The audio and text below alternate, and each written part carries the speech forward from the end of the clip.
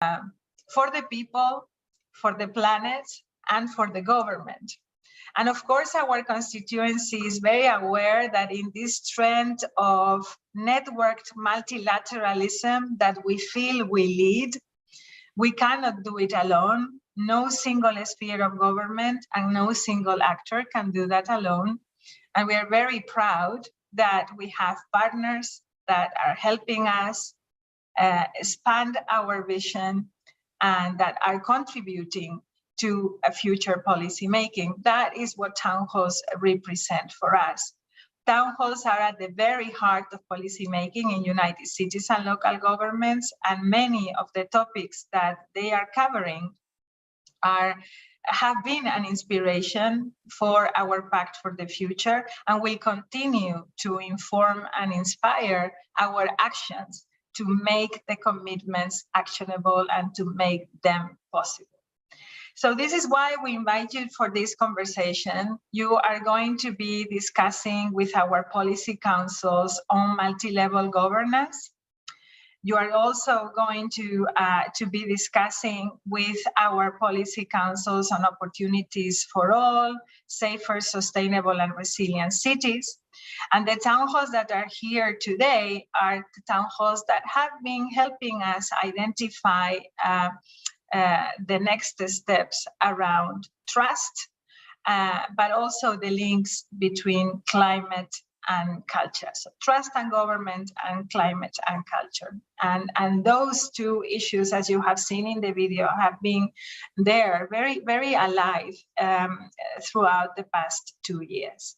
The way that we propose you to do this is we want you to hear first the ideas of our political leadership, and I cannot think of anyone doing that better than the mayor of Balongo, introducing the ideas that we have around democracy and our aspirations. So I'm so pleased that Jose Manuel Ribeiro is here with us today. And then we will have presentations from the two town halls, from the leads of those two town halls. They will explain who they have been working with and the main findings and recommendations.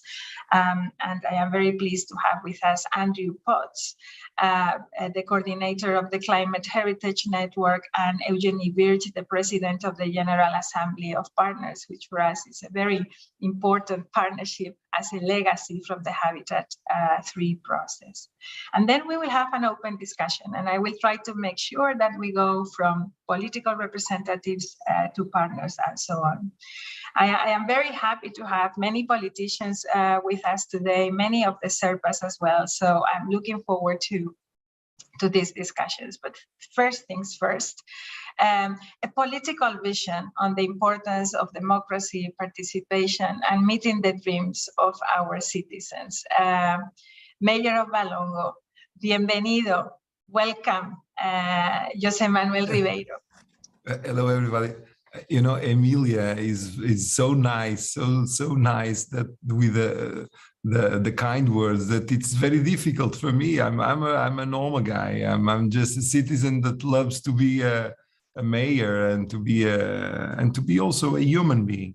Well, what I can share with you, it's that first of all, I want to congratulate the movie. Very nice movie, very interesting movie, very strong message.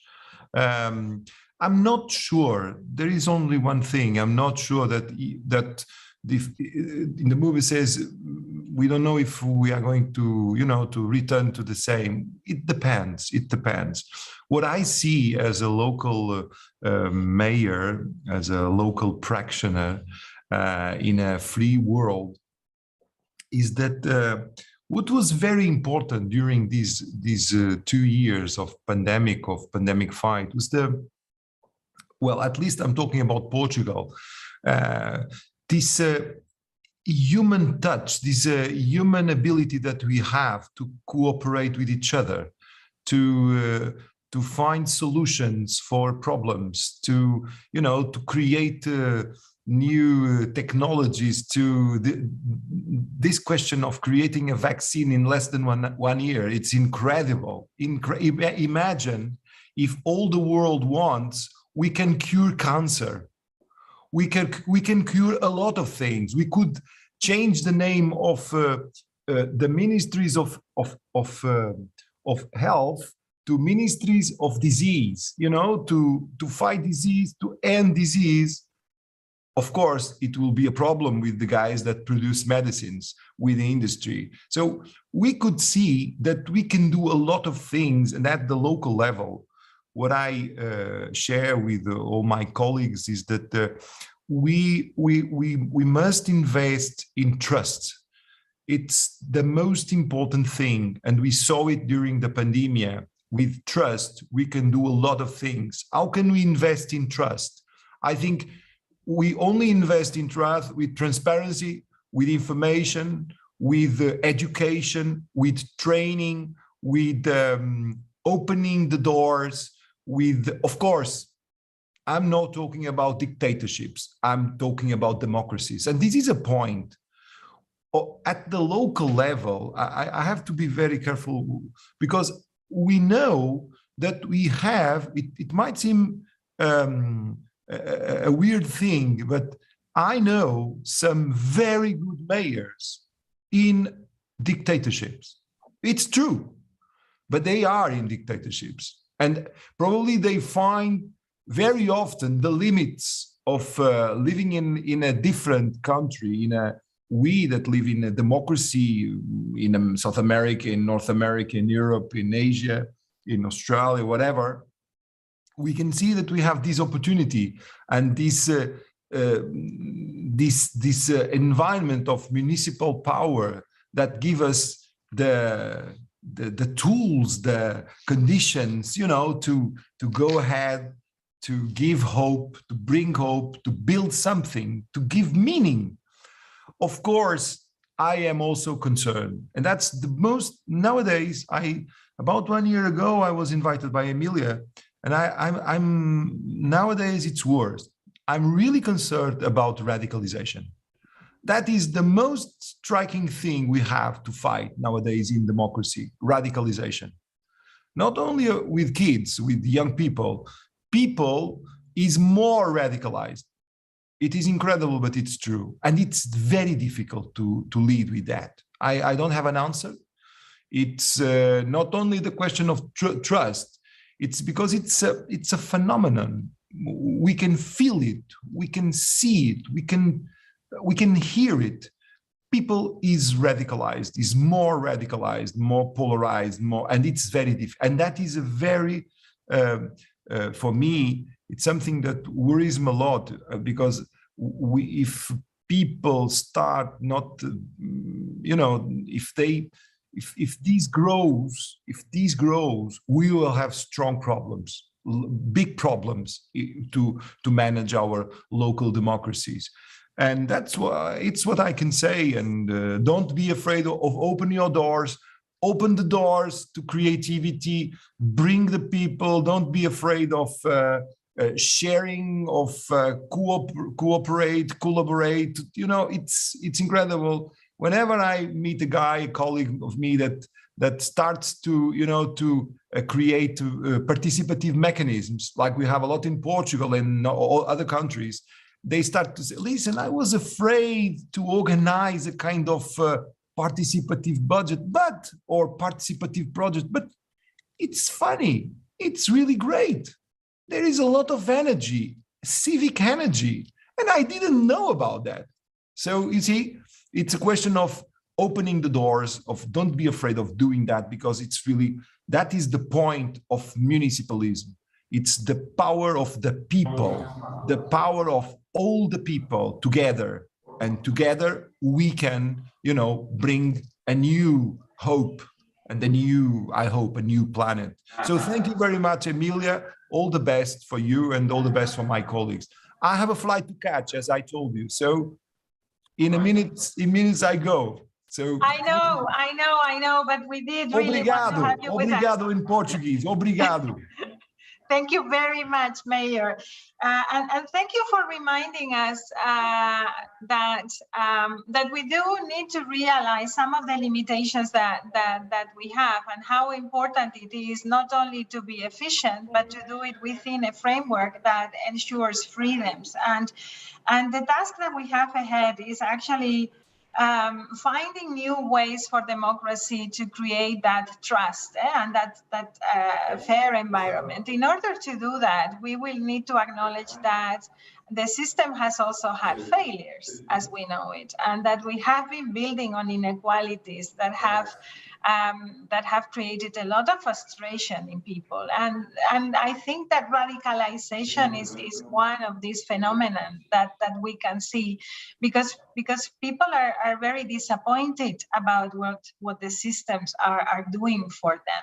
So what we are proposing in the discussions that we are having within the town halls and in the development of our pact for the future that will be adopted in the Daejeon and include the Daejeon Declaration, is a future based on caring, on sharing and solidarity, that acknowledges that the quality of life cannot always be measured and built around GDP growth. And that we need to redefine our values. And we understand that in order to do that, we need to develop a joint narrative with the communities. In fact, we need a complete revision of our value systems. And this is something that we discussed yesterday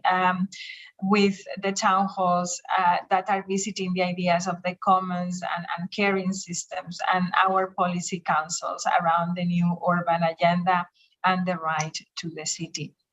So I am sure that many of the issues that you have raised, Mayor, are going to be brought up as well by the presentations of the town hall around government and trust. Thank you very much for that.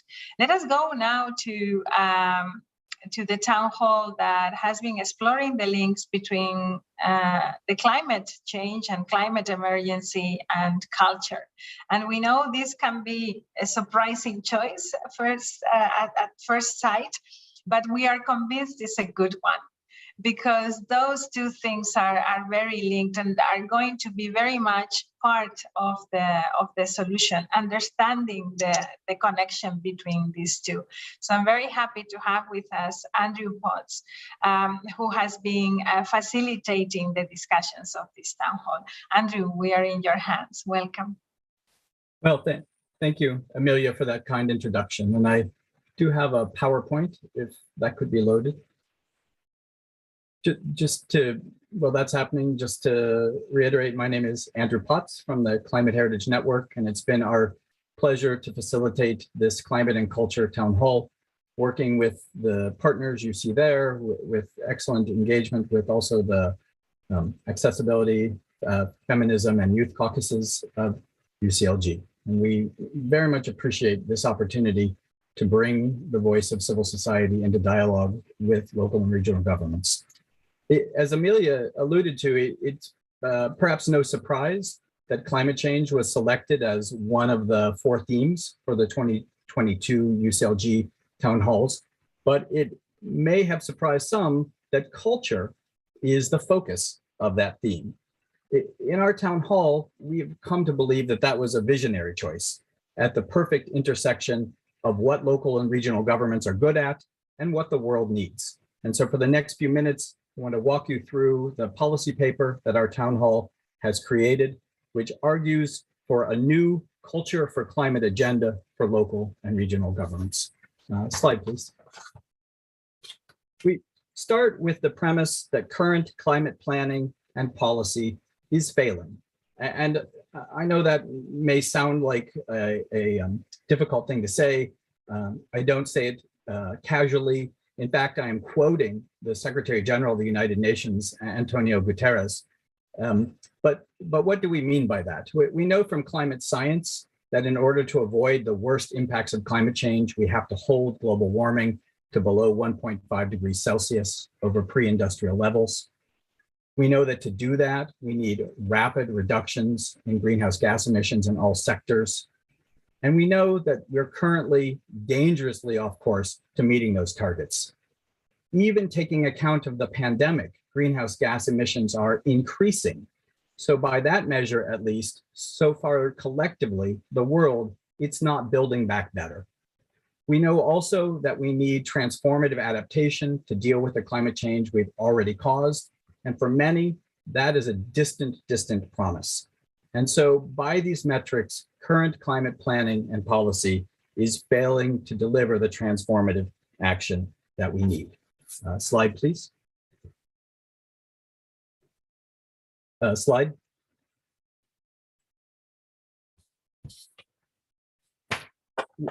Why should, could you go back one slide? Sorry. A question arises, why is climate planning and policy failing? I mean, we've been attempting to tackle climate change for over 30 years now. There's a lot of thought, including in climate science, attention to this question. But one critique that has emerged that we focused on in our town hall is this idea of social imaginaries. That one of the reasons why climate action, climate planning is failing is because of the difficulty of helping people to imagine what a conceivable, plausible, low carbon, just climate resilient future looks like. Similarly, we have in many places a climate policy ecosystem that tends to validate technocratic and market approaches over other approaches. And also, there are too many people that are excluded from the table of climate governance. These are complex questions, but issues, but there's a thread that runs through all of them. People-centered approaches, values, creativity. And what we argue in our policy paper is that attention to culture, to cultural infrastructure, cultural policy, cultural institutions, culture as commons is a powerful way to tackle all of these interrelated issues at once, these shortcomings in climate planning and policy. Slide, please. Next slide. So putting that together, what we argue in the policy paper is that culture, from arts to heritage, and this is in all the tangible and intangible dimensions of culture, including diverse ways of knowing, different knowledge systems, that culture is a missing force in climate planning that has the power to deliver transformative climate action. Slide, please. We also argue that local and regional governments are uniquely positioned to help fill this gap, to help bolster climate action in this way. Many local and regional governments are themselves cultural actors, operating libraries, museums, heritage sites. Local and regional governments are in constant collaboration and dialogue and partnership with creative industries, cultural voices, cultural actors. We also note that local and regional governments are increasingly being asked to respond to very complex manifestations of the climate emergency and are looking for tools to help deliver the responses expected by their populations, and that this new collection of tools, culture-based tools, can help them to do that. Slide, please. And so how can Culture for Climate Action agenda bolster climate action? What we argue is that to unlock this potential, an agenda would have 4 aims. First, aiming to inspire people to imagine what a post-carbon just climate resilient future looks like for themselves, their neighborhood, their territory. Second, to supplement technocratic forms of modeling which tend to predominate in climate planning and policy, supplement them with more attention to rights-based, place-based, demand-side, and people-centered strategies. And finally, to help achieve inclusion of diverse voices and perspectives, greater inclusion in climate governance and climate planning, including Indigenous peoples, women, Indigenous women, youth, older persons, and persons with disabilities. Slide, please. In order to carry forward a new Culture for Climate agenda, we suggest that you consider 4 vectors, 4 framings, 4 kind of arenas for imagining how culture can take forward climate action. The first is to look at culture as an enabler of social imaginaries. And I mentioned that before, but let me be a little more concrete. How can culture help people imagine what a post-carbon resilient future might look like? Well, some examples. We have in many places examples of pre-carbon living. heritage landscapes, heritage buildings, heritage knowledge that shows how the world was before we were addicted to fossil fuels. And those can point the way to post-carbon living. We know that indigenous knowledge systems and local community cosmovisions and values that were never co-opted by make-take waste approaches can help critique unsustainable ideas of progress and development. We know that the arts and creativity can help challenge existing mindsets. So these are ways that culture can help people imagine new futures. Another framing that we recommend is attention to the role of culture in strengthening resilience. Culture supports diverse knowledge systems, multiplicity of social networks, use of local materials and local knowledge, equity and justice, all dimensions of resilience. Culture can also help promote inclusive climate action, and I'll talk about that a bit more in a moment, and also culture as a motor of climate resilient development. We know culture is a pillar of sustainable development. We want to argue today that culture is a pillar of climate action, and moreover, that these agendas need to be merged into one common climate resilient development agenda. Next slide, please. We suggest that there are some enabling conditions to allow a culture for climate agenda to emerge. And these are not just suggestions for cultural policy, for cultural actors. Rather, these are enabling conditions needed across government, across all departments, across the city and the region. We need to be talking about culture in the climate world as much as we talk about climate in the culture world. And we list 9 of them here. I don't have time to go through them in detail, but they're set out in the policy paper. Attention to in climate governance to the co-benefits from climate action in social and cultural terms, but also being honest about the trade-offs, nurturing an art ecosystem, supporting attention to the elements of culture that have helped given us climate change. Climate change is caused by people, and so there are elements of culture that have helped cause climate change. And so how do we turn the power of our cultural colleagues and professionals on identifying and challenging those? Next slide, please. Better incorporation of culture into disaster risk reduction, use of a cultural lens for considering equity, climate justice, emphasizing cultural rights, integrating nature and culture in governance, and valorizing diverse knowledge systems. So 9 enabling conditions that we have identified for supporting this agenda. Next slide. And then finally, we propose some short and medium-term steps, some concrete steps that cities and regions, local and regional governments in partnership with diverse stakeholders and civil society can pursue to realize this culture for climate agenda and ultimately to bolster climate action and get it back on track to holding warming to 1.5 degrees and supporting transformative adaptation. We recommend that cultural bodies within local and regional governments work to align themselves with climate science and policy, but at the same time that culture be taken on board in other sectors, climate planning, transportation, buildings, circular economy, and that culture be incorporated into local and regional climate plans. We ask for a strong focus on robust targets for culture-based climate action. Hold us accountable. How many atoms of greenhouse gas can culture-based strategies reduce from the withdrawal from the atmosphere? How do we build resilience? So robust targets for culture-based climate strategies, and then actions to measure and report on the success of culture-based climate strategies. And then finally, the utilization of cultural strategies to support inclusion and rights-based climate action. We know that to solve climate change, we need a whole of society effort. No one can be left behind, but culture is part of marginalization, the forces that disempower people. And we need to unleash the knowledge and skills of our cultural actors to help dismantle those barriers. And so we conclude by recommending to you this culture-based climate action strategy. We think a focus on the cultural dimensions of the climate crisis would be an inspired choice for local and regional governments. Thank you.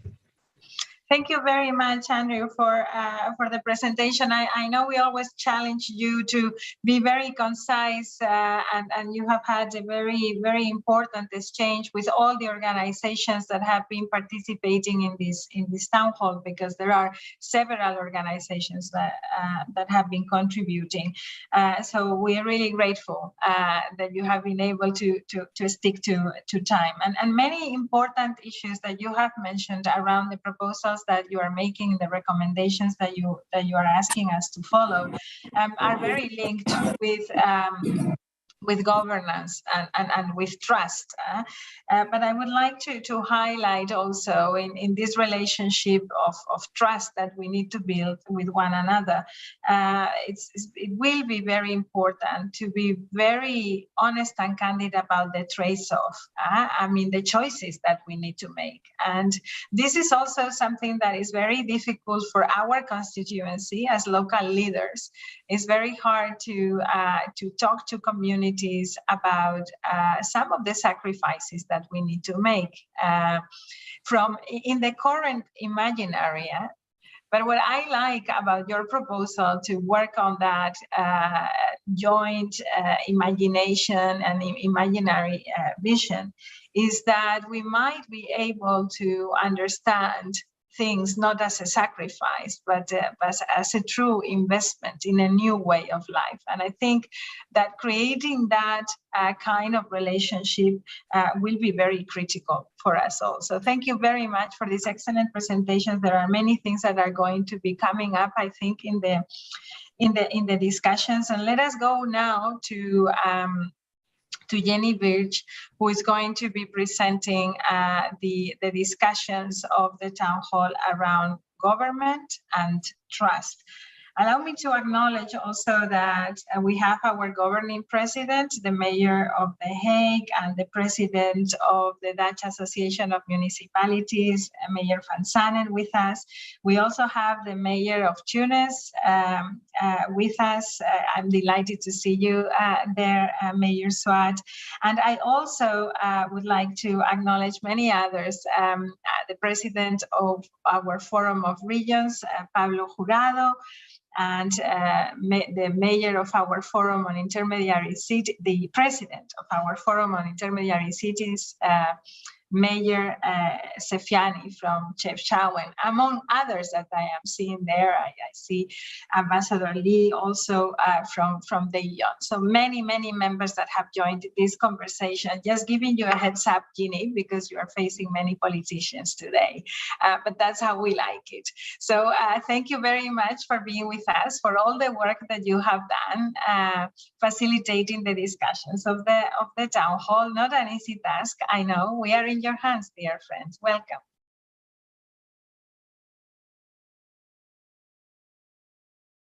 Thank you very much for including us in this wonderful conversation. And we're delighted that there are many mayors and political leaders here, because after all, what we're going to be dealing with is this issue of trust, something that you, the Secretary General, noticed and reiterated this morning, as well as Mayor Ribeiro in his opening comments talked how important trust was.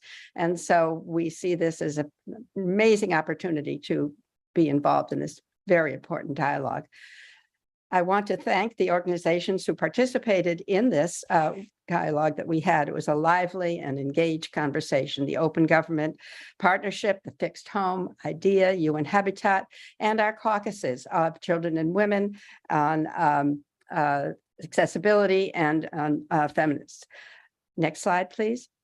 And I see we have in the audience many of the members, including Barbara Holtman, Hannes Legrelius, Kathy Klein, Sri Sofian, and Daria Chibario from our GAP constituency. So thank you for attending, and please, they will contribute to this presentation. So the first thing we, of course, will address very quickly, which we're all very familiar with, is the challenge. The next slide, please. This was brought to our attention, of course, by the Secretary General in his Common Agenda discussion a year ago. And he made a very important point that increasingly people are turning their backs on the values of trust and solidarity in one another, and has made various suggestions for how to build this. Among them is to create the advisory group on local and regional government, which we hope will be activated quickly.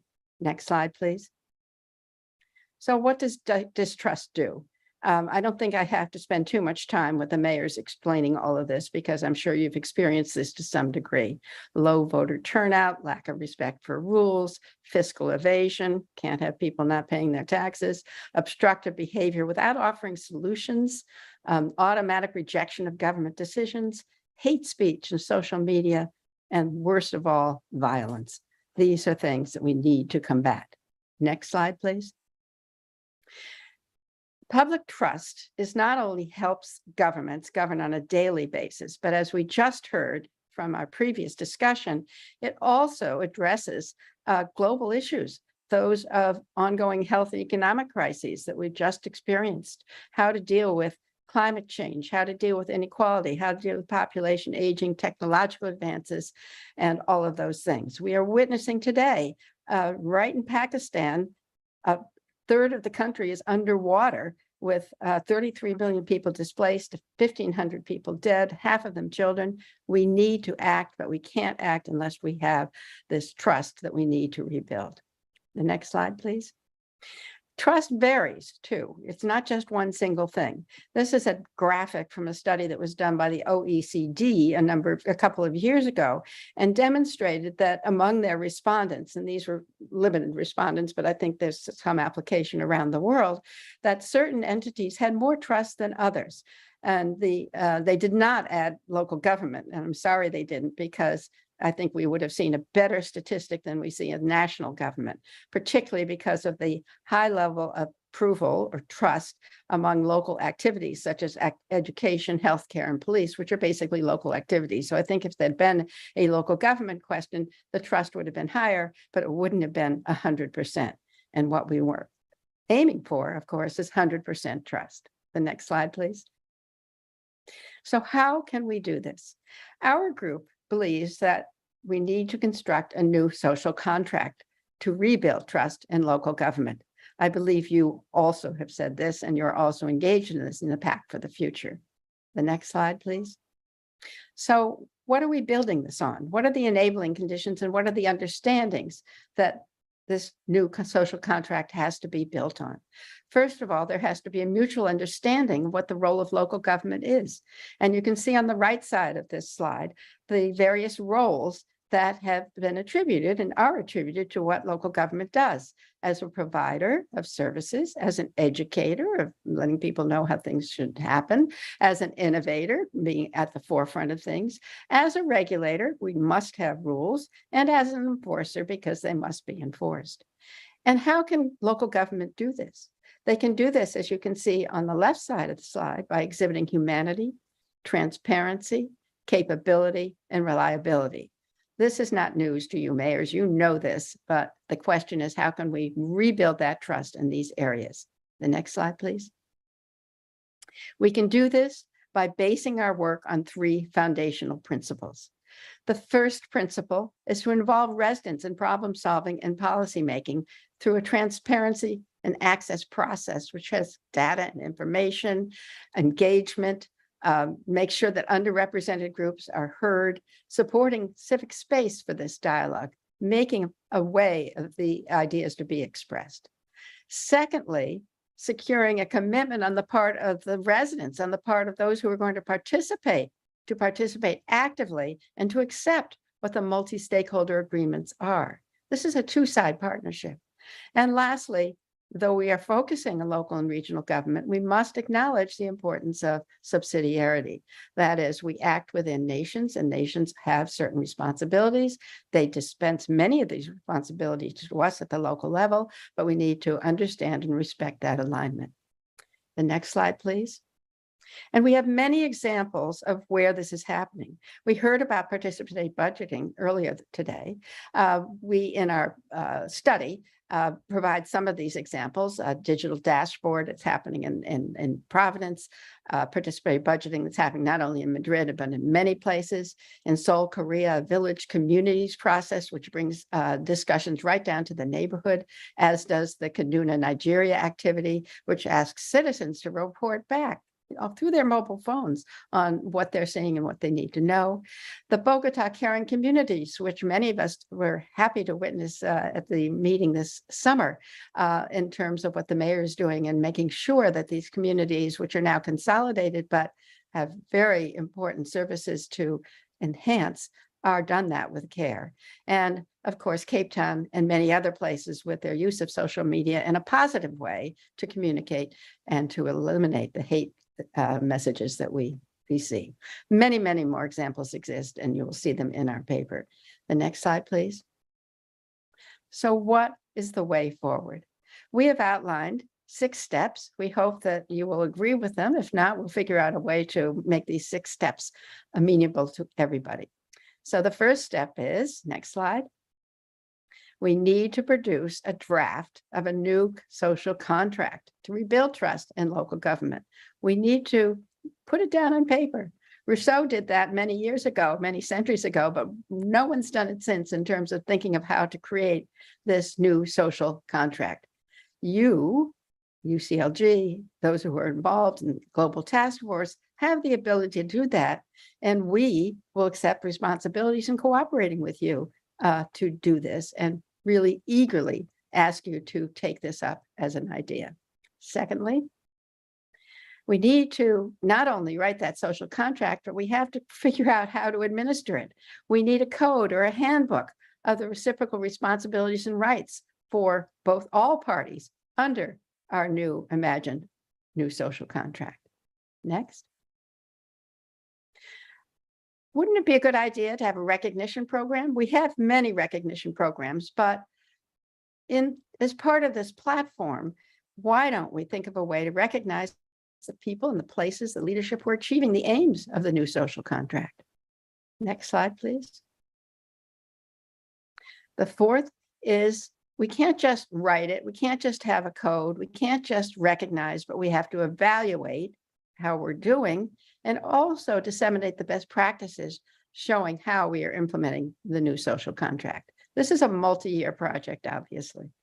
Next slide, please. And through the Global Task Force, we need to communicate. Let's use our digital technology using an interactive platform to announce, recruit participants, monitor projects, make sure that this is a widespread thing that gets accepted throughout the globe as best each local government can. Next slide, please. And lastly, let's channel the results to international meetings. We have the upcoming one in Dijon where we could start this work, but we do have the UN Summit on the Future, which will occur a year from now in 2024, more than a year from now. So we have time to get this going, and we hope that you will join with us. I want to finally end this with appreciating this movement of municipalities. It is the only way to address polarization. It is the only way to gain and win the battle for sustainable development and climate change. It will be lost in cities. So it's necessary to have these trusting relationships with our local governments so that we can move forward to achieve the aspirations that our nations have agreed to, but it's in our hands to make sure that they happen. So thank you very, very much for allowing us to present these ideas, and we hope we can work with you in the future to effectuate them. Well, thank you very much, Jeannie, for presenting the results of your deliberations and your concrete recommendations. It's really good to see how this proposal for a new social contract fits so very well in the work that we are doing already in the work towards the Dijon Congress with the Pact for the Future of Humanity. For us, the Pact for the Future of Humanity, which is divided in different parts, political declaration, the De Jong declaration, then commitments, and then a work program, is constructing the narrative of that new social contract. But then what you are saying and what you are proposing from your town hall is to create a monitoring mechanism to the implementation of those commitments. And I think that we are very, very eager to work out with you how that can look like. And as you are saying, for us, the Pact for the Future of Humanity goes beyond UCLG and is open for endorsement of other networks of local and regional governments, and of course of our partners. So we are very excited to pick those recommendations up. And it is certainly a universal aspiration that we have. Thank you for that. Allow me now to go to Mayor Van Zanen, our governing president. Mayor, thank you very much for being with us today. Some initial reactions to what you have heard, and some feedback on how you feel this recommendation can feed into our work program. Is also okay for you to talk from your own perspective, where you stand as president of BNG and mayor of a capital city. So we are in your hands. Welcome, governing president. Thank you very much. And it was a very nice presentation, also on a very relevant subject these days and all over the world. And I salute everybody here. I saw my colleague also from De Jong, which I appreciate highly that he also took the time to join us. And I'm looking forward to meet our new colleague soon. Dear colleagues, dear friends, I very much welcome the principles that are presented in this document. The mutual relationship of trust between governments and citizens is currently not in order. It's moving worse, you could say. And this is not without danger, because if trust frays, the rule of law also frays. And trust precedes the legitimacy of power and governance, so very relevant to us. Citizens provide that confidence, but the government must also live up to that. And I would like to emphasize that trust is not only a noun, but it's a verb as well. We have to work on it every day. Citizens can trust their government by participating in the democratic process, by adhering to the laws and the rules, by thinking and speaking along, and of course, by paying taxes. They assume that if they trust the government, that they will get that trust back. However, the pandemic has had major consequences for society. New policy tasks have been added. Existing issues have been deepened or became more visible. The inequalities in many areas have increased during the pandemic. And people now tend to doubt even more the effectiveness of government policies to provide answers to major issues. We, as local government, are, as it were, sucked into that eroding trust. The declining trust in national government and the multilateral system is hitting back at our own municipalities. For the trust of citizens, a responsive government remains of the utmost important. Responsive government. That is, a government that has an open attitude, is knowledgeable and approachable. You can touch and see and feel and even smell your mayor around the corner, you could say. And also it is approachable and knowledgeable and has an open attitude when mistakes are made. You don't deny it, you see it as an advice to do better, and you talk about it, and you give answers to also difficult questions. This will have to be worked on energetically in the coming period. And this is the only way to maintain trust. So again, I welcome the principles, and I think this topic is an important cornerstone for our pact for the future. a big thanks and a big hand to the people who have worked hard on this document. As far as I'm concerned, and the President is concerned, to be continued. Thank you very much, Governing President. It's always very good news. I said it yesterday in the deliberations of the other two policy councils. I don't know if partners can actually understand and realize how relevant it is for us to have a green light from our political leadership, because of course, no matter how good our ideas seem or how much trust we develop with our partners, it is important for the political leadership to agree with the work that we are doing and to accept the challenges that we are putting before us. As you say, it is to be continued. We don't know how to do it all. There is a lot of work to be done. So thank you very much. One sentence that you said, President, really has struck me as that you feel that local governments are sucked into the mistrust, because indeed, I mean, people have seen local governments delivering so well during the time of crisis. But now with the polarization and the adding on of the crisis, this sentiment of despair and this sense of not having the necessities met, or of uncertainty and insecurity, is affecting all spheres of government. So this is why it is so important that we take the lead in changing the relationship. And so I'm very grateful for that, for those reflections.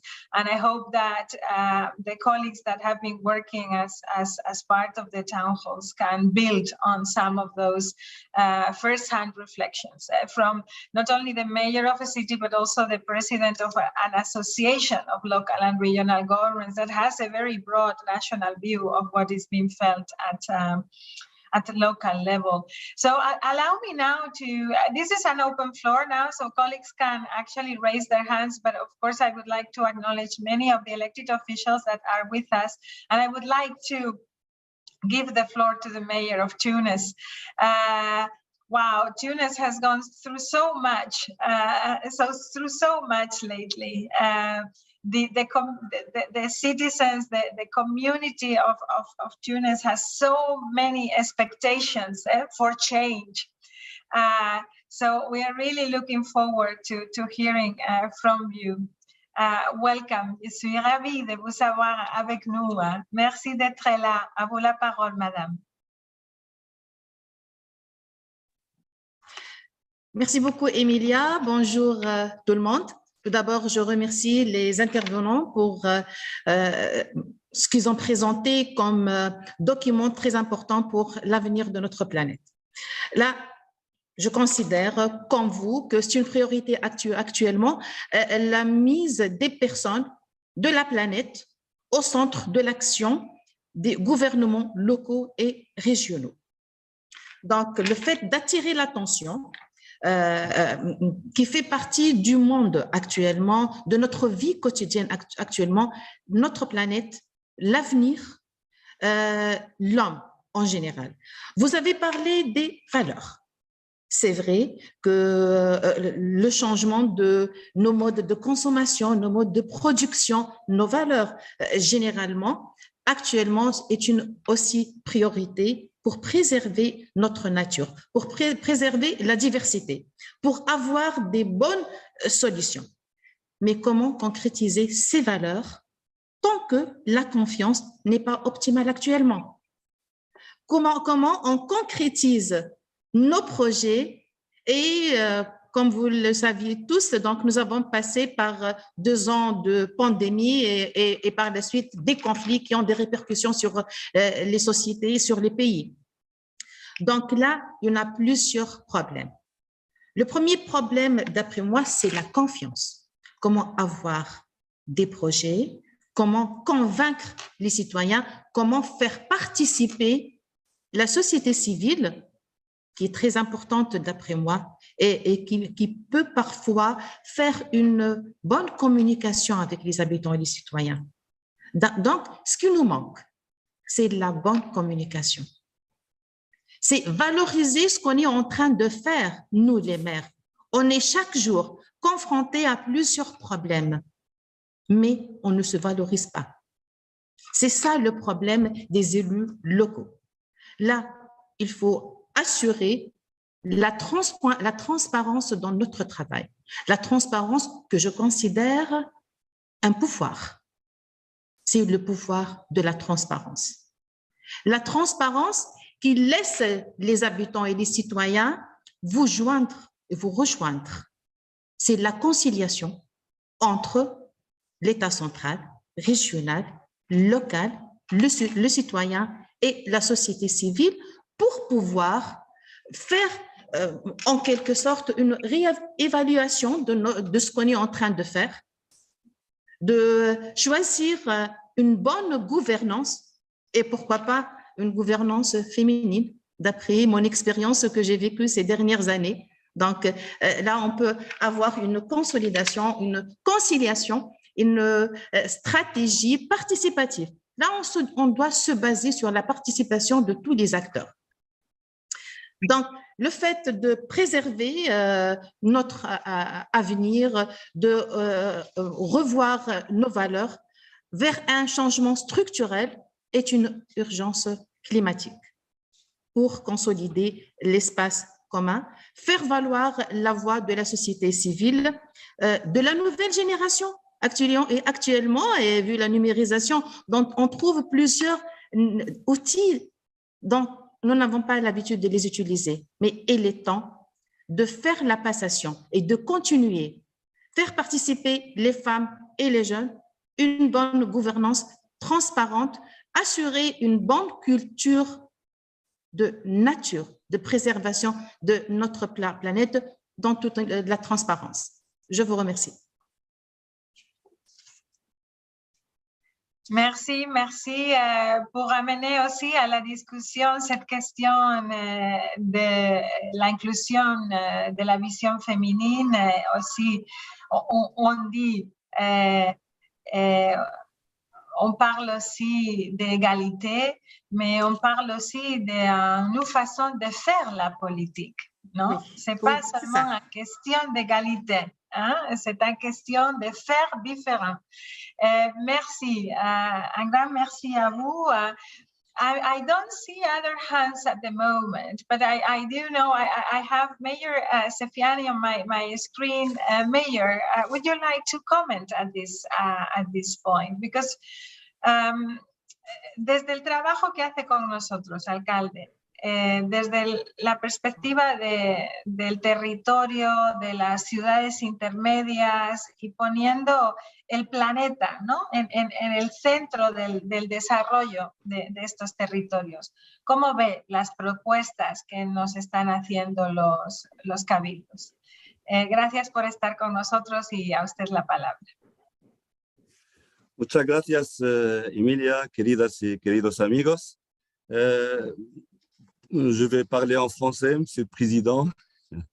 Donc, je dis, et tout d'abord, merci pour cette rencontre qui est très importante entre le conseil politique et les Old Town, qui est vraiment une innovation. C'est très, très important, cet espace de communication.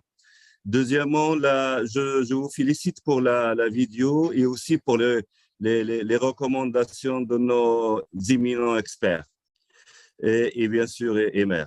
Et par rapport à mon commentaire, par rapport à ça, je suis totalement d'accord que la question de la confiance est une question cruciale, qui est devenue centrale. Et nous avons vu, il y a différents types de méfiance. Méfiance des citoyens vis-à-vis des gouvernements locaux, vis-à-vis des gouvernements nationaux, vis-à-vis même parfois de la société civile elle-même, et aussi vis-à-vis de la communauté internationale. Et nous avons vu déjà, il y a peu de temps, lors de la pandémie, on n'a même pas eu confiance qu'il y a eu une vraie pandémie. On n'a pas eu confiance qu'il y a eu le vaccin, et c'est un vrai vaccin. Donc, c'est un sujet qui est général. Et bien sûr, nous, en tant que maires et élus locaux et régionaux, nous vivons ça jour le jour. Et je crois que pour améliorer cette situation-là, il faut mesurer, je pense, comme recommandation, comment mesurer cette confiance. Ça se fait par les grandes multinationales, le secteur privé, mais chez nous, c'est bien de mettre en place des systèmes de mesure de confiance et comment ça varie. Et comme ça, on pourra parler des plans d'action concrets pour améliorer cette confiance. Et puis, cette confiance-là, elle est très relative par rapport à la transparence et à la bonne gouvernance. Nous aussi, nous devons donner l'exemple en termes de transparence et améliorer le niveau de transparence au niveau de la gestion de nos villes et de nos régions. Et aussi, il y a un sujet qui est très, très important, c'est un sujet du climat, de la culture. Bien sûr, cette confiance se dégrade parce que les jeunes générations, au niveau du monde, soit dans le nord ou le grand sud, bien sûr, ils voient que la réaction des gouvernements nationaux, des organisations internationales et même des gouvernements locaux, elle est lente et cette réactivité est lente. On parle de 2050, les gens ils disent, c'est aujourd'hui qu'il y a la crise climatique. Il y a une émergence, il y a une urgence, mais par rapport à l'urgence, il y a bien sûr une vitesse d'implémentation des différents agendas et l'agenda climat qui est très, très, très petite. Et la culture pourra jouer un rôle très, très important parce qu'à travers la culture, on pourra changer les mentalités, éclairer les gens et sensibiliser parce que finalement, c'est une question de conscience collective et d'un changement de comportement de la base à la gouvernance. Et je crois que la COP27, pour terminer, est un moment crucial, très, très important aussi, pour que la société civile, les villes et les régions jouent un rôle très important pour essayer de renverser un petit peu et accélérer la vitesse de mise en œuvre des différents de l'agenda climat. Voilà ce que je voulais dire. Je vous remercie. Merci, Monsieur le Maire. And thank you for bringing to the discussion the view of youth and young people and the frustration that they have when they see that maybe their priorities are not the priorities that they see coming across in policy making of the different spheres of government. I think this is an extremely relevant point. And it does talk too much to this imaginary that we need to develop together and this new culture also that Andrew was proposing at the beginning, where they need to play a very critical role. And we feel that as local and regional governments, there is a very important space for us to develop there. But I have to say that as international network of local and regional governments, we are still finding our way in this, right? I mean, this is an intergenerational issue. And I am very grateful that we have within the Caucasus that we are working with, we have all groups and all ages and generations represented, and I am particularly grateful for that because they are providing a new lens to the work that we do. So I see that our colleague from the region of Nouakchott has raised his hand. Are you ready to join us up? Thank you for being with us. I know that you are in a mission and on the move. We have been together earlier this week. We had a very exciting start of the week together with the governing president and President Fatimetou. We signed an important strategic agreement with the European Commission. I am grateful that you can join us today. Please, the floor is yours. Merci beaucoup, chère Emilia, merci.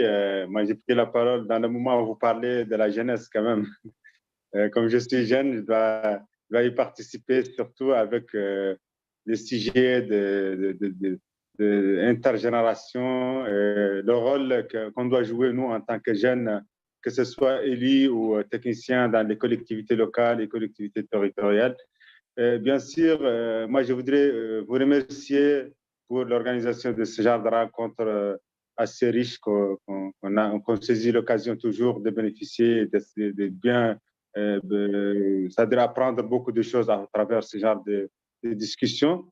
Ce que je veux dire, c'est que notre organisation fêtière, qui est ce Joli Monde, doit jouer un rôle dans la coopération entre les collectivités territoriales dans le monde pour créer un réseau de solidarité dans les moments difficiles, comme par exemple, nous avons au niveau de l'Afrique actuellement des inondations à cause de la forte quantité de pluie. Donc, je crois que dans ce moment-là, les collectivités doivent s'approcher entre eux, doivent créer un réseau de solidarité. Et comme vous le savez, le rôle d'Anneli est toujours d'être près, d'être plus proche de la population. C'est la première porte tapée par le citoyen. C'est l'administrateur la plus proche des citoyens. Nous avons par exemple au niveau de Nouakchott, dans la semaine dernière, des inondations, des quartiers qui vraiment qui sont la population obligée de quitter leur maison. Et nous avons vraiment des efforts que nous avons au niveau de notre collectivité restent toujours modestes, toujours n'arrivent pas à sauver tout le monde. Donc, à travers la coopération décentralisée dans ce cas, je propose prochainement qu'on discute ce sujet-là. À part ça, en ce qui concerne les changements climatiques aussi, moi je crois que les pays sous-développés, les pays de l'Afrique aussi, leurs priorités n'ont pas le même des autres pays, des autres villes européennes, par exemple. Donc, je crois que l'égalité, création de l'égalité entre l'atténuation et l'adaptation au changement climatique, un sujet doit être abordé dans notre prochain congrès, surtout dans la préparation de la COP27 aussi, pour déployer plus de moyens sur le sujet de l'adaptation au changement climatique qui vraiment, nous, au niveau de notre pays, on est déjà victime, on a déjà subi l'urgence, on est dans une situation catastrophique, que ce soit au niveau de Gambie actuellement, que ce soit au niveau de la Mauritanie et les pays voisins. Je vous remercie et je compte sur ce genre de discussion pour qu'on fasse et on trouve des solutions pour notre population à travers nos collectivités locales. Merci beaucoup, Emilia, et ravi de vous voir de notre part. Merci.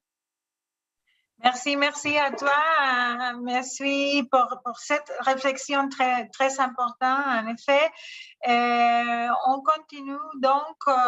J'ai vu la main de Satya Brink et après, j'ai cru voir la main de Madame Corinne Lepage qui est aussi avec nous. Donc, si vous êtes prêts à parler, je vous donne la parole tout de suite. Je commence par Satya Brink. Satya, you were with us yesterday as well and active, participating actively within our caucuses. I give you the floor first, and then we will go to Corinne Lepage. If anybody else would like to take the floor, I will need to see your hands. Satya. Thank you very much. I'd like to start by congratulating our two, the people who worked on the two papers. They are well thought out, they are so clear, and they provide a way forward. What I would like to do is to sort of not drown in optimism, but to think of the reality of the challenge that we have. And I think it applies to both the groups. So culture can be unifying, but right now culture is very polarized. We have climate deniers, for example. It's not something that is universally accepted. We have had people claiming that freedom means something for individuals, and it's not really for public good. We had the truck convoys with people shouting freedom, but they were against things like vaccinations and thinking of other people against wearing masks and so on. There are groups that think that individual wealth is more important than inequities that we have, that they're willing to live with poverty around them in gated communities. So I think that when we do the social contract, we must acknowledge that we want a culture that accommodates somehow a way in which we can appeal to these two polarities. I think,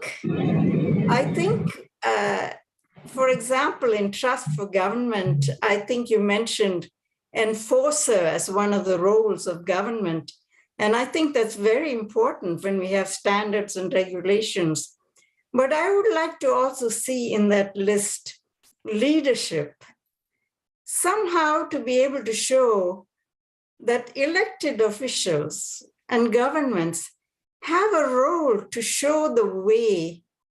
You know, the social imaginaries that you talked about is a way in which we can bring people together, accepting that they have completely different views, to be able to comment, to show their benefits that we all can share, to be able to persuade rather than to resort Recording in progress.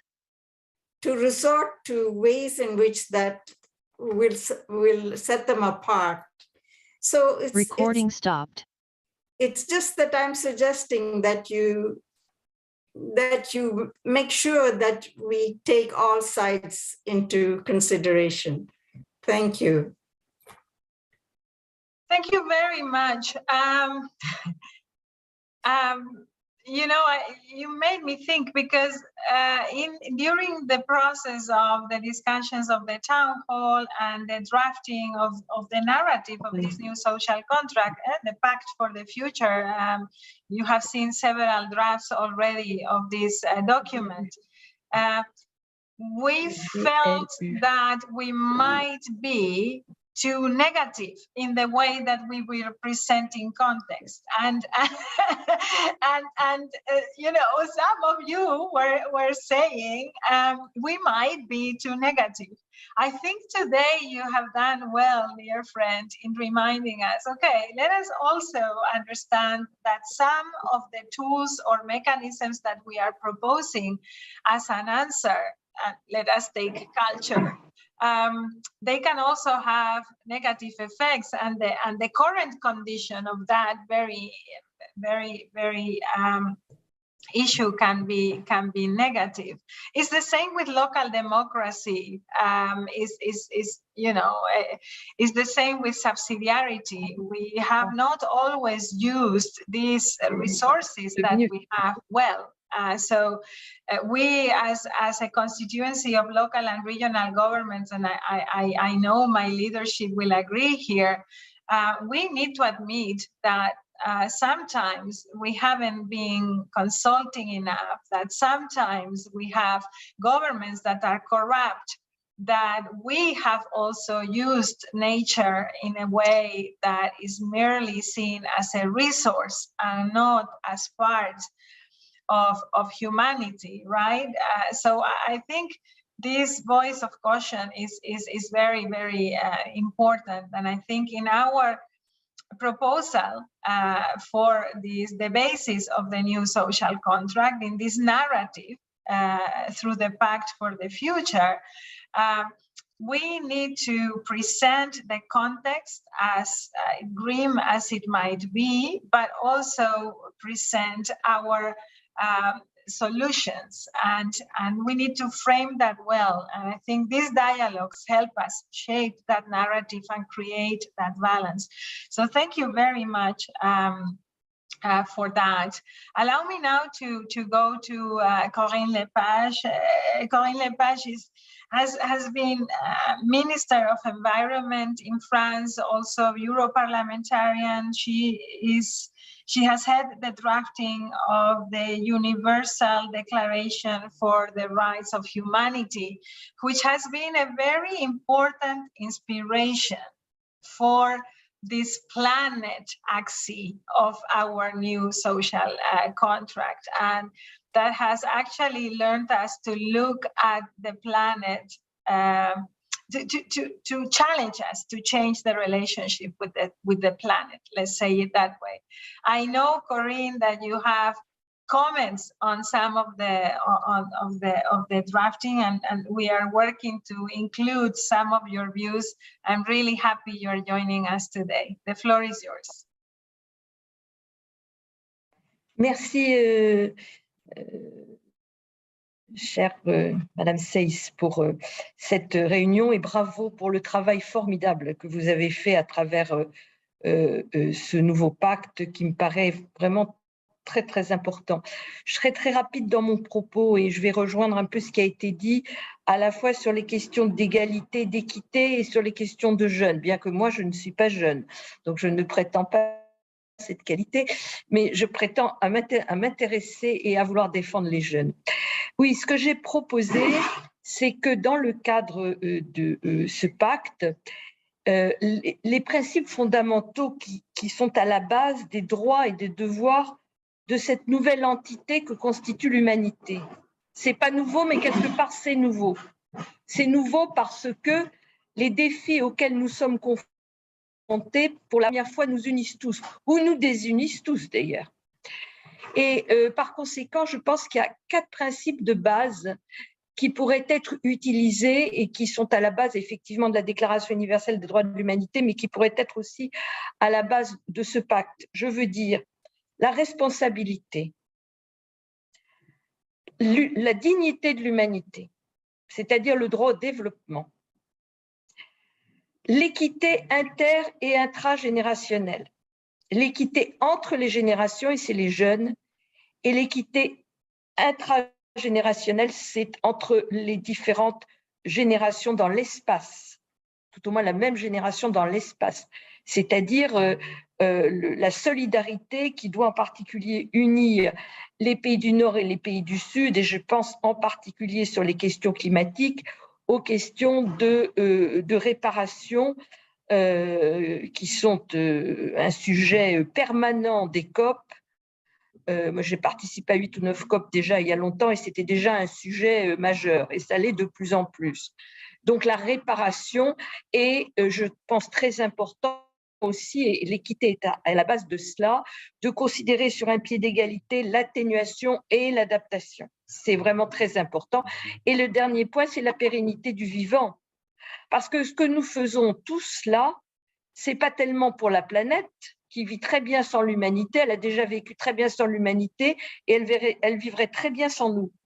Non, c'est la pérennité du vivant, dont nous, l'humanité, mais tout le vivant.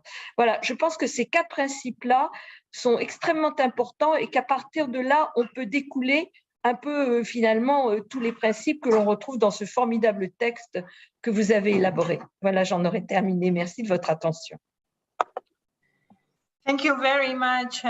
Thank you for these important reflections, and you have tackled something that we are still struggling with, the issue of reparations, which is slightly different than the differentiated responsibilities that we discussed within the framework of COPs.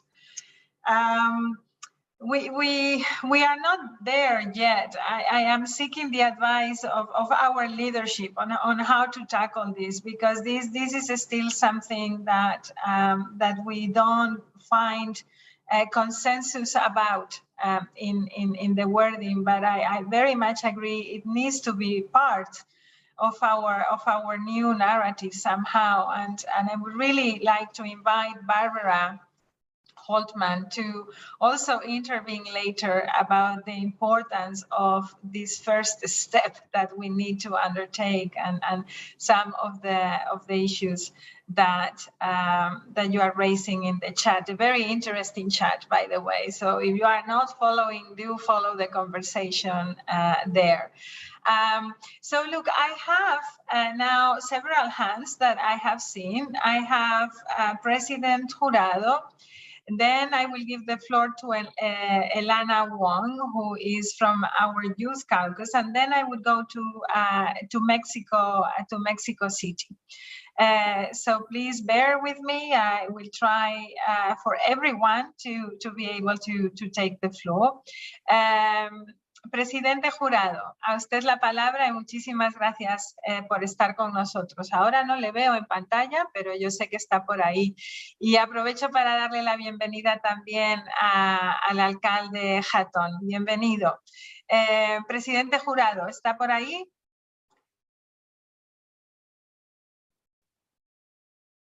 Yo creo que tiene problemas de conexión en este momento. Quizá... aquí le veo, presidente. ¿Nos oye bien? No, es que no le escuchamos. A ver ahí sí lo escucha, ahí me va a escuchar. Sí, perfecto. Muchísimas gracias. Qué alegría verle. Bienvenido, presidente. Sin duda, el más alegre y contento soy yo, acá en la mitad del mundo, escuchando las propuestas y las ponencias de quienes me antecedieron en la palabra, que obviamente se centran en estos temas que hoy por hoy deben ser no solamente preocupación de nosotros como líderes, como autoridades, sino obviamente de todo el planeta. Y considero que en las agendas de las campañas políticas que nosotros estamos acá también en el Ecuador, los candidatos y las candidatas deben ser concretos y puntuales respecto a esto de hablar de las personas, hablar del planeta y hablar de un modelo de gobierno. Todos estos tres ejes son importantes, pero yo quiero referirme al tema que, a mi criterio, es prioritario, sin duda, porque si no cuidamos, obviamente, el planeta, no podemos hablar de las personas y tampoco tendríamos que gobernar, ¿no? Las personas viviríamos en una crisis y nuestros territorios prácticamente estarían en la profundidad si es que no tomamos las decisiones. Yo considero que para progresar en el tema de ambiente, en el tema climático, para progresar a corto y mediano plazo, los gobiernos locales y regionales deberíamos seguir una o varias de las siguientes vías. Primero, considero que deberíamos alinear los organismos públicos de la cultura con la ciencia y la política climática.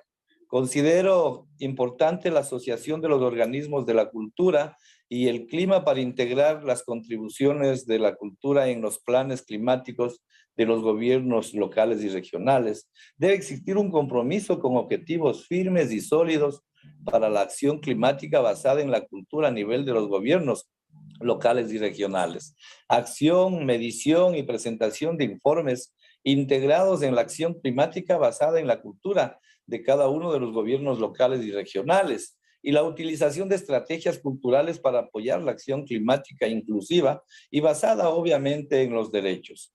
Yo creo que una tarea importante de nosotros como líderes de los gobiernos locales y regionales es invertir también tiempo y recursos económicos en una sensibilización para que la gente nos vaya entendiendo hacia dónde queremos llevar nuestros esfuerzos, nuestros planes operativos anuales. Siempre he de insistir, si nosotros que somos los más cercanos a la comunidad, llámense alcaldías, regiones, departamentos, provincias, si nosotros trabajamos de manera individual o no recibimos la importancia que nos merecemos de parte de los gobiernos nacionales, simplemente los resultados no serán tan fuertes como nosotros aspiramos. Insistiré, y aquí lo hago en mi calidad de presidente del Consorcio de Gobiernos Provinciales del Ecuador, y hace poco en mi calidad de presidente del Foro de Regiones también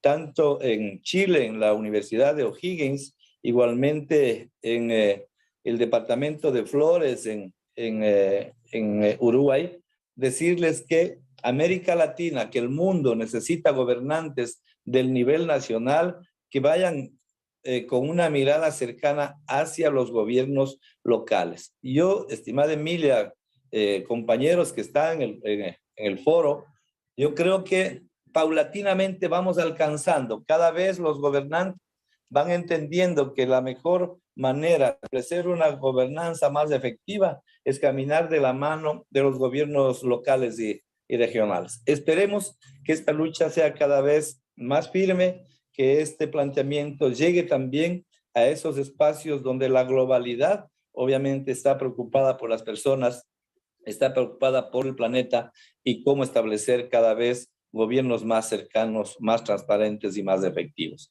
Un abrazo a la distancia. Un abrazo, presidente, y muchísimas gracias por estas palabras y por el compromiso. También por constatar, ¿no? Si no tenemos en cuenta a las personas, si no les protegemos de la emergencia climática, pues entonces en realidad tampoco deberíamos gobernar. Y esta teoría de cambio que usted pone sobre la mesa también, sobre cómo tener una visión también territorial de la transformación, creo que alimenta mucho las discusiones que estamos teniendo, y ayer salieron también muy claramente cuando hablábamos de los bienes comunes, ¿no? Que los bienes comunes como algo que no es urbano, no es rural, el derecho a la ciudad tampoco como algo exclusivamente urbano, y ese continuo territorial que es muy importante para nosotros. Le agradezco mucho sus palabras. And I am going now to Elana Wong, who is an active participant of our Youth Caucus and has been following the discussions in several town halls and join us in many of our debates. Elana, it's really great to have you with us. Once again, the floor is yours now, and I will be calling on Jorge Muciño after. I also see the hands from Daejeon and Xian, and I will give them the floor next. And then we will start going back to the town hall leaders. But if there are any other colleagues that would like to intervene, I think I have still opportunity to give 3 or 4 more floors. Elana, the floor is yours. Thank you very much, Emilia, and apologies everyone for tuning in from my phone. My cousin actually got married today, so I'm currently not at my laptop, but I'm very happy to be able to tune in to the discussions, which I feel are very, very important leading up to Daejeon and for the representation of youth everywhere as well. So some of the reflections I have from this conversation, and both from the excellent presentations earlier, is that you very much agree with a lot of what everyone is saying. I very much appreciate earlier many speakers pointing towards youth being a key participant in these discussions, being a key decision maker, and people of equal standing and equal seats at the table. And I think from a youth perspective, a couple of the things that we want to emphasize coming out of these discussions is 2 things. First of all, the message of equality. We really believe this is something extremely important and something that local and regional governments can really embody, even if national governments and national international agendas perhaps are still along the lines of more exclusionary policies, even if they're inadvertent. For example, many of the global conferences, COP for instance, still face many issues in terms of having youth representation, especially youth from the global south, youth from indigenous communities, youth from communities affected by climate change and climate displacement, mainly because of many bureaucratic issues that are still being held at this level. For example, expenses related to participating in discussions, visas and everything, which can lead to many exclusionary policies which don't affect others from other stakeholders, for example, bigger governments, bigger civil society organizations. And so when reaching youth and reaching the grassroots, it can be very exclusionary to have these spaces at the international level, but local and regional government is where the message of equality when it comes to youth and other stakeholder groups within youth and others can really be emphasized. For example, not just indigenous groups is one big community of youth, which we know are really active on the climate space, but many others.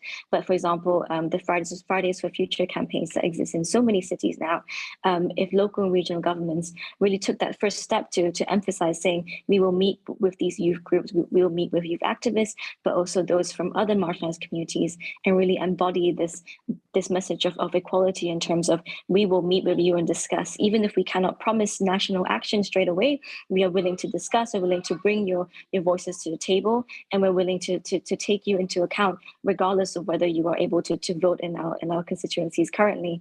And we believe many local governments are already starting to do this, and to have this spread across the world would be very, very powerful to send a message to bigger organizations and to national governments that all stakeholders should be represented, and this is already being embodied at the grassroots level and the local level, and so must be carried on up further the chain.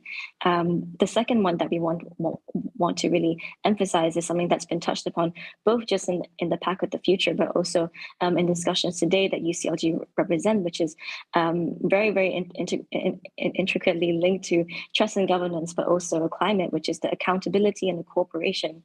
The words reparations, and I believe loss and damages yesterday as well, was also discussed. And this is something that many youth, as exemplified again, for example, in the Fridays for Future show, which is a thirst and a need for cooperation across borders, across city lines, across national state lines and regions, and the willingness to really sit down as a global community, as global citizens, and say, how can we put aside the current geopolitical circumstances? How can we put aside national interests in the interests of our whole planet? And so furthering the discussions along, for example, the UCLG network at the World Congress and beyond is so important, but to continue these discussions further, not just in spaces facilitated by UCLG, but going into the regional networks, saying that, within neighboring countries, across global South and global North divides, local governments and regional governments are instigating these connections and saying, what can we do to cooperate? What can we do to start these discussions, to start talking and tackling these issues on the cooperative level? We really send a message to national governments and exemplify the way that local citizens and stakeholder groups want to see the world working together to tackle these global issues. So I wanted to say these two reflections. Thank you. Thank you very much, Elana, and congratulations to your cousin. Enjoy the party. You look really smart. Thank you for joining this discussion and for your important inputs. I think this proposal that you're making about breaking some of these silos, and also just daring to invite others to join the conversation, even if you are not certain what you can offer, is part of this environment of trust that we are proposing to create. And I think it is really important for our membership around the world to realize that is a possibility. That, sometimes you just need to put your ideas to the test. Of course, the leaders that are joining us today are leaders that are champions for transformation. You have some of the best ones around the table. And so there are many others that we need to convince and that might not be so open. I really welcome some of the concepts that you have brought on restoration again to the table. And as I say, I do hope that we will dare to put some wording in there. I find that the text that we have for the Pact for the Future is already quite daring, and so we will need to explore what else we can bring in there. But I trust with your help we will manage to make progress. So allow me now to go to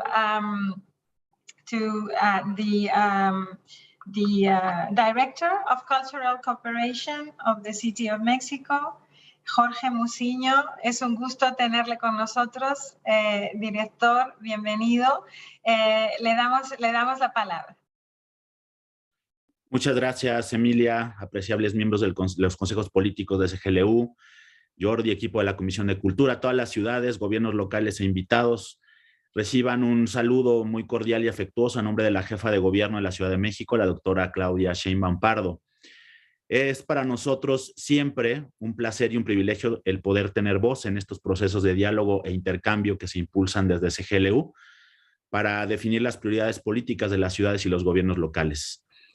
En el contexto de una recuperación resiliente de las ciudades tras varias oleadas de la COVID-19 y en la línea de la campaña de CGLU Cities Are Listening, consideramos que es tiempo de pasar de la distancia social a un mundo impulsado por las comunidades. Profundizando en el proceso democrático y la transformación de ciudades y territorios con estrategias de largo aliento, donde los derechos culturales sean el objetivo explícito e integrador de las agendas globales. Para nosotros, la confianza a nivel local y regional entre las personas e instituciones es una condición necesaria para dar lugar a un contrato social renovado, y para ello pensamos que es indispensable que desde las ciudades hagamos una escucha activa y plural como una práctica democrática que nos permita lograr la inclusión de diversas voces y perspectivas en la cogobernanza de la cultura y el clima, con especial cuidado en garantizar la presencia de nuestros pueblos originarios, de las mujeres, de los jóvenes, de las personas mayores y las personas con discapacidad en los ecosistemas de interacción con la perspectiva de derechos culturales. Dicho lo anterior, me voy a permitir compartirles una experiencia que estamos viviendo actualmente en la Ciudad de México y la visión que tenemos desde acá. La confianza de la sociedad en el gobierno se construye a partir de las acciones y los resultados. Se alimenta con procesos de participación democrática y se consolida en las instituciones. En este sentido, nosotros estamos impulsando en la Ciudad de México, a través del Instituto de Planeación Democrática y Prospectiva, en coordinación con distintas áreas de gobierno, sociedad civil y academia, foros de consulta pública que son espacios de conversación y vinculación interinstitucional y ciudadana para la integración de un plan general de desarrollo y un programa general de ordenamiento territorial en toda la Ciudad de México. Nuestro principal objetivo es contar con instrumentos de planeación a 20 años que cuenten con la participación activa de toda la ciudadanía, es decir, instrumentos construidos desde un modelo de democracia participativa cuyos principios rectores son la inclusión, la sostenibilidad, la resiliencia y la democratización de la ciudad. En este marco, la próxima semana la Secretaría de Cultura de la Ciudad de México instalará un sistema de fomento cultural y comenzará las consultas en materia de derechos culturales desde las perspectivas de legislación y gobernanza, derechos culturales, patrimonio cultural y natural, espacio público y economía creativa. Aprovecharemos la ocasión para invitarles, por supuesto, a seguir estas discusiones, involucrarse si así lo deciden, ya que transmitiremos de manera virtual para todos los interesados. Nuestra visión de ciudad para el 2040, si bien parte de los postulados de la Agenda 21 de Cultura, camina también de la mano con la campaña de metas del 2030 en materia de cultura, la Carta de Roma y el Pacto para el Futuro de la Comisión de Cultura que se presentará en la Cumbre Mundial de Daejeon, en el sentido de que ha llegado el momento de que la cultura tenga un lugar real en la toma de decisiones sobre el futuro de la humanidad. Me complace mucho compartir con este consejo que uno de los grandes avances en la formulación de nuestro Plan General de Desarrollo a 20 años es el papel protagónico que buscamos dar a los derechos culturales, entendidos como un elemento estructural e integrador del modelo de ciudad dentro de sus políticas públicas y programas territoriales, pero también reconocerlos como una base importante para el cuidado de nuestro medio ambiente, porque recuperamos miradas y cosmovisiones de nuestras comunidades originarias, quienes construyeron una ciudad y espacios de convivencia humana en armonía con el medio ambiente. Objetivo Cultura ha sido una de nuestras apuestas más fuertes dentro de la planeación de la ciudad, bajo el mandato constitucional de 2017, donde se reconocen los derechos culturales y se impulsa la transformación de una ciudad desde la función social, de bienestar y en contra de la desigualdad, para llegar a ser plenamente un territorio diverso, solidario, innovador y sustentable. En esta línea, nosotros propusimos un eje 7 en el Plan General de Desarrollo de la ciudad, que es Ciudad y Derechos Culturales. Y sus metas y programas serán parte de una gran conversación que tendrá lugar en los años 2022 y 2023, como ya comentamos, a través de varias consultas ciudadanas, no solamente una, sino varios procesos de consulta y diálogo ciudadano. Tenemos muchos retos que enfrentar como parte de este proceso. Uno de ellos, por supuesto, la articulación entre derechos culturales y acción climática, pues como bien...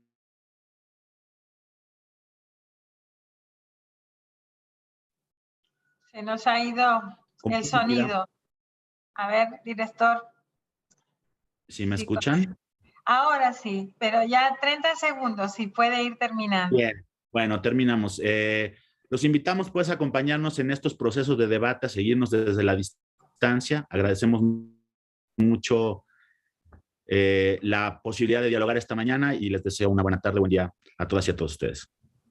No, muchísimas gracias, director, y la verdad es que para nosotros es siempre un gusto tener con nosotros a Ciudad de México y estamos muy agradecidos porque no sorprenderá a nadie que Ciudad de México lidere de forma muy contundente nuestro trabajo en cultura y que sea el artífice de nuestro premio de cultura que vamos a entregar dentro de poco. Creo que con su intervención queda más que claro el motivo por el que es México este gran aliado en este terreno. Muchísimas gracias por su intervención y por su compromiso también refrendando ese pacto para el futuro del que se va a dotar en nuestra organización mundial, con la ambición de que también otras organizaciones y otros actores se unan al mismo.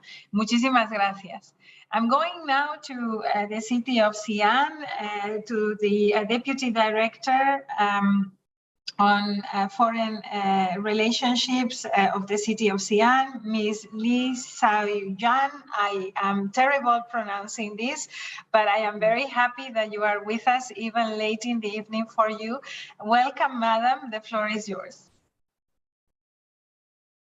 尊敬的艾米利亚塞兹秘书长，各位市长朋友们，各位同事们，大家晚上好！非常高兴能够在西安的是深夜的时间，跟大家一起在这个会议上见面。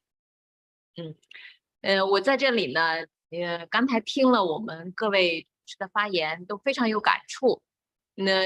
在这里我的发言呢，就想跟大家分享一下。聚焦到我们未来公约的人民的部分，谈一点我的看法。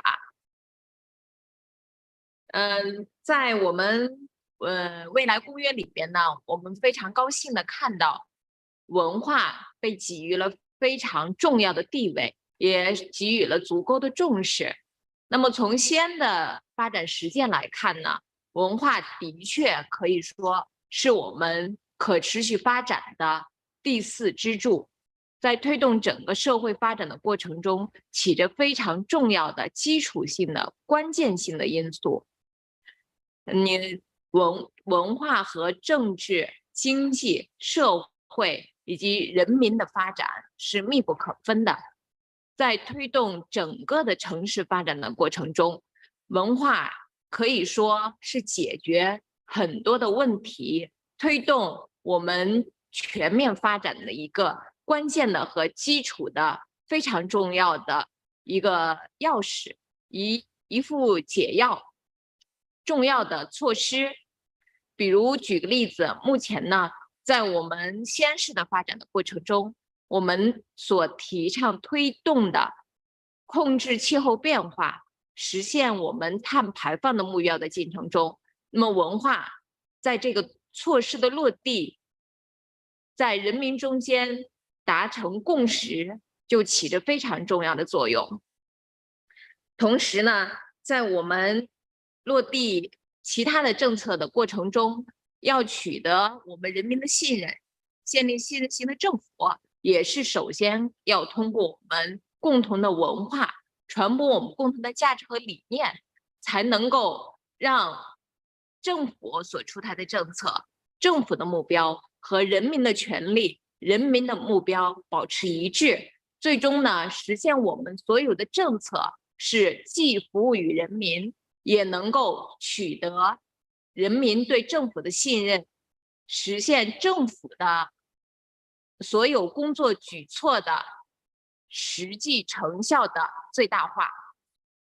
所以呢，我们看到，在未来公约中间，将文化提高到一个非常重要的位置，觉得我们是非常欣喜。也觉得这也是我们未来对于整个城市发展中所应该重点致力的一个领域。谈完我的感受呢，我想再提一个具体的建议。就未来公约中，我们关于人民的部分，其中呢，我们提到了有9个方面的具体的观点。那么，在第3条中，我们所提到的公共服务的部分，我们希望在列举的领域方面呢，能再增加一个内容，就是工作的权利。应该，我们觉得啊，在我们保障所有人民的基本生存权的目标中，工作也是非常重要的一个内容。地方政府呢，也应该把保障我们所有市民拥有工作的权利，提供给每一个市民必要的工作机会，作为我们地方政府义不容辞的一个责任。所以我们提一个这样的具体的修改建议。非常感谢给我们提供这样一次参会的机会，和各位城市的代表一起来沟通交流，共同为城市的发展提出我们的建议，来发挥我们的作用。也非常期待呢，能够在10月份跟各位同事、跟各位城市的代表们，能够在大田相聚，我们在线下进行充分的沟通和交流。再次感谢秘书长。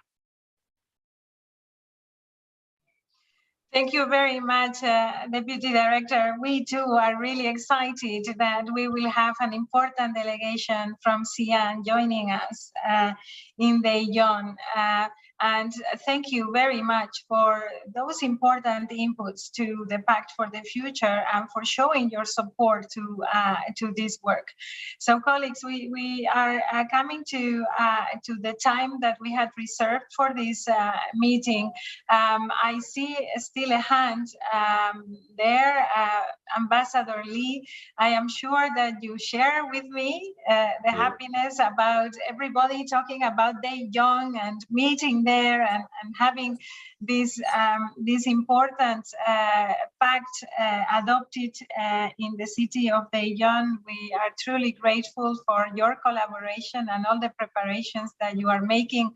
As you can see, for us, the Daejeon process is much larger than the event we will have in Daejeon for a week.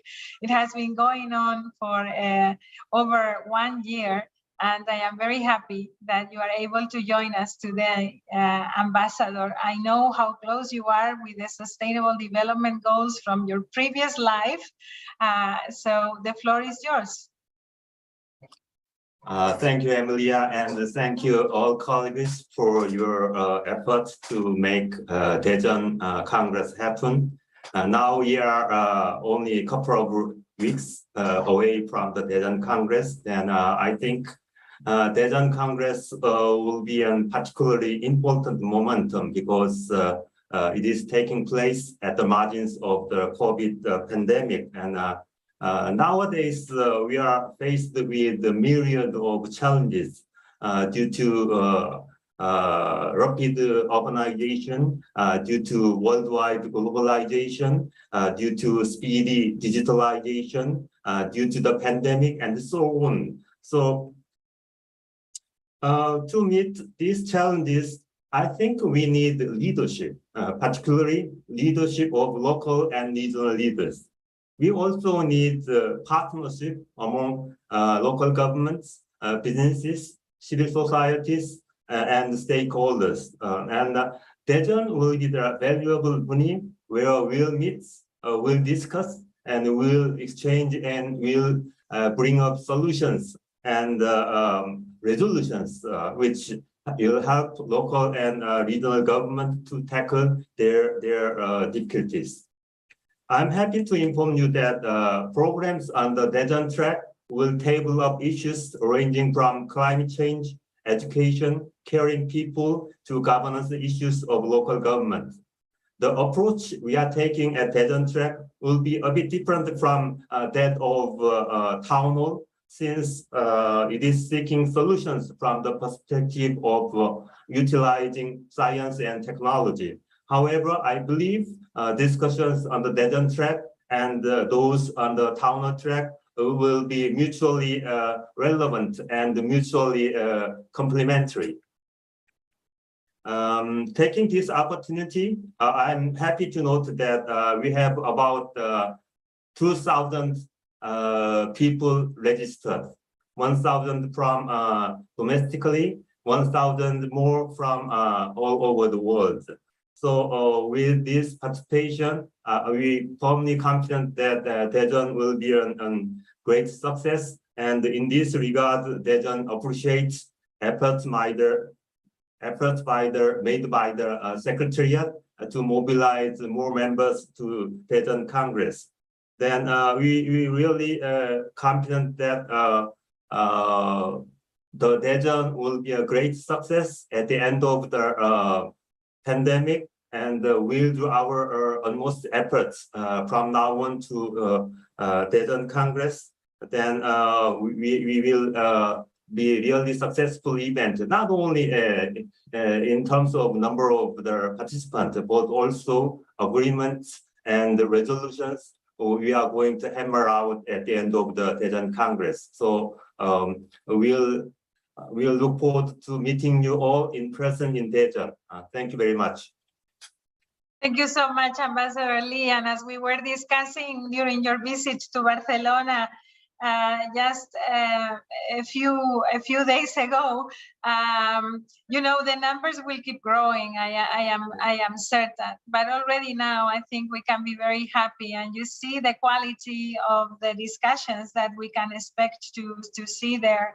I think that the point that you are bringing about the Daejeon track and how it is focusing on solutions and technology is extremely important, because you know, the development of joint narrative ambitions needs to go hand in hand with concrete, practical solutions. So we are very happy that you are offering this possibility to participants to experience many of the good practices that are being developed in Korea. And I know that our membership and our partners are looking forward to not only experiencing Daejeon, but also learning about the progress that you are making. So thank you very much for that. I have seen the hand of Mayor Emilio Jatón from Santa Fe in Argentina. Intendente, es un gusto tenerle con nosotros. También sé que va a estar con nosotros en Daejeon. O sea que será uno de estos participantes que viene del extranjero. Entiendo que casi todos los que estamos aquí, incluida la alcaldesa de Túnez, esperamos contar con ustedes allí en Daejeon. Intendente, a usted la palabra. ¿Qué ha oído hoy que le resulte importante y cómo ve estas propuestas de los cabildos abiertos para nuestro pacto para el futuro? Hola Emilio, hola Emilia, ¿cómo estás? Es un gusto escuchar a todos los participantes del mundo. Seguramente vamos a estar en Daejeon porque es el lugar donde tenemos que conversar acerca del futuro. Me gusta mucho esto del pacto del futuro y me parece que la centralidad a todo esto es de lo que se viene hablando. Me parece que necesitamos construir en común y esa es la clave de todo esto. No lo estamos haciendo a veces o lo estamos haciendo en forma separada. Y cuando digo construir en común, digo desde la identidad que todos tienen y que aportan. Necesitamos dialogar más acerca de cómo queremos vivir. Para mí esa es la clave y esa es la clave para el futuro. Hoy más que nunca nosotros, los que estamos en este Congreso, tenemos que ser responsables de qué manera accionamos, de qué manera tomamos decisiones y con quién las tomamos. Allí está la clave para formar un pacto del futuro. Nosotros en la ciudad de Santa Fe, con gran esfuerzo, y lo tengo aquí en mis manos, hemos presentado nuestro reporte voluntario de los ODS ante Naciones Unidas y teniendo como eje central a las personas en la centralidad. Digo, es muy difícil plantear un futuro si no la tenemos a las personas en el centro. Necesitamos una cooperación real de las personas que, sin lugar a dudas, sin ellos es imposible. El avance va a ser muy lento. El compromiso ciudadano es lo que lo garantiza y allí es donde tenemos que centralizar nuestras acciones. Es necesario que personas de diferentes orígenes y referentes de clases sociales se encuentren en la vida cotidiana. Y parece mentira, hablando del futuro, hablando de un mundo tecnológico, pongamos a la centralidad de las personas y a la vida cotidiana. Recién escuchaba una palabra que me parece que es clave, que es el bien común. Muy pocos pensamos en el bien común, muy pocos estamos poniendo en la centralidad de nuestras decisiones a las personas. Nosotros, aquí en la ciudad de Santa Fe, ya lo contaremos en Daillón, hemos elaborado nuestros objetivos ODS para el 2030 y hemos incorporado la equidad y los enfoques centrados en las personas, que son el corazón de las ciudades sustentables. 60 proyectos estratégicos en 3 dimensiones, en lo ambiental, lo social y lo económico. Siempre lo decimos y lo compartimos con Emilia, nosotros en esta parte del mundo construimos decisiones, no las tomamos a las decisiones, y me parece que por allí pasa el camino de construir el futuro. El camino pasa en que pongamos a la centralidad a las personas, pero que además seamos responsables de las decisiones que las tomamos y con quién las tomamos y cómo las vayamos construyendo. Queremos ciudades modernas, todos queremos ciudades modernas, pero modernas para todos. Queremos ciudades igualitarias, pero lejos de la mediocridad. Y me parece que esa es la clave, es el núcleo para empezar a discutir y a conversar sobre este pacto del futuro. Un pacto para el futuro que mira al futuro, pero que está anclado en las decisiones en el pasado y en la esencia de la persona. Las dos cosas van atadas de la mano y me parece que cuando discutamos el pacto del futuro tenemos que pensar en cómo vivimos, en cómo queremos vivir y de qué manera juntamos esos dos mundos que para muchos están muy alejados. Muchísimas gracias, intendente. La verdad es que ha resumido usted, creo que muchos de los conceptos, de los valores y de las ambiciones que se describen en la declaración de Daillón que está en el pacto. Porque efectivamente se trata de cómo queremos vivir. It's about ambition, it's about vision, it's about defining a new way to be with each other. And this is why proposals like the one that Sian has made about including the right to work and to give a bigger role to work in the pact will be extremely important. Constructing decisions that you were describing, this process of co-creation and not just taking decisions will be also critical for the pact.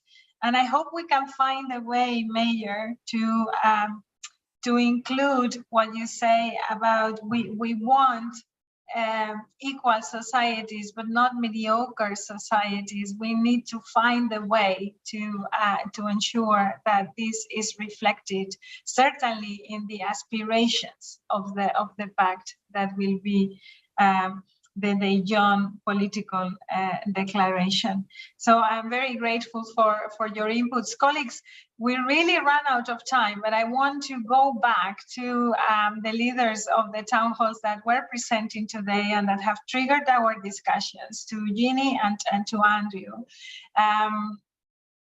Let me tell you from where I am, from where I look at things, what has happened today is very good news, because nobody has thrown back any of the recommendations that you are making. And I think there has been extremely positive reactions to the conclusions that you have put forward and the discussions that you have had, including the recommendations.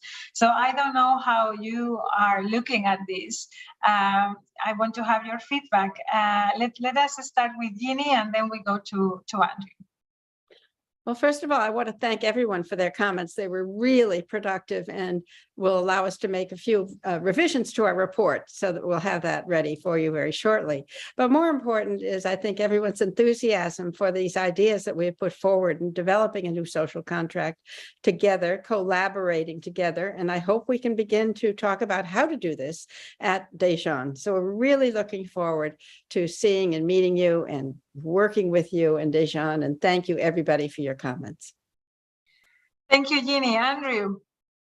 Well, yes, I echo what Ginny said. Thank you for the feedback, which we will take on board. I took note of all the comments that I heard, and I appreciated the observations about when culture is part of the problem of giving us climate change. I took note of the emphasis on cultural rights and on inclusion, of equality, youth, nature, and other points that were made. I think these are complementary with what we have in the policy paper now, and will be, which will allow us to readily address them and amplify them. So thank you, and I look forward to carrying this conversation to Dijon. Well, thank you very much, everyone. This is the kind of multilateral system that we want and that we are giving ourselves. We don't need anybody else to invite us. We have our own platform to discuss local and regional governments and civil society. It will be up to us to use this inspiration and these conversations for true transformation.